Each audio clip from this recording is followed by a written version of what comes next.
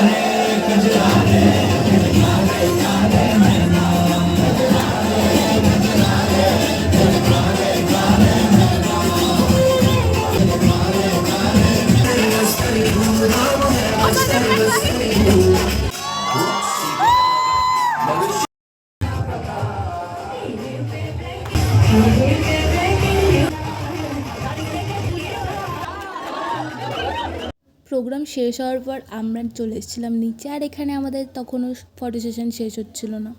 সব জিনিসপত্র আমার হাতে ধরিয়ে দিয়ে এই মডেল ফটো তুলছিল। তারপরে আমরা চলে গেছিলাম কিছু খেতে, কারণ আমাদের সবার কিছু খেতে ইচ্ছা করছিল। খেয়ে দিয়ে আমরা আস্তে আস্তে বেরিয়ে পড়লাম বাড়ি আসার জন্য। কিন্তু এখান থেকে শুরু হলো আসল প্রবলেম। এক তো আমি শাড়ি পরে হাঁটতে পারি না, তার মধ্যে এই শাড়ি পরে আমি দৌড়েছি, প্লাস এই ট্রেনে, এরকম ভিড় ট্রেনে আমি শাড়ি পরে যুদ্ধ করে উঠেছি। জাস্ট আলাদাই লেভেলের এক্সপিরিয়েন্স। তারপরে আমি একটু বসার সিট পেলাম, আর আমি আমার জীবন নিয়ে অনেক কিছু গভীর চিন্তাতে মগ্ন হয়ে বাড়ি চলে আসছিলাম।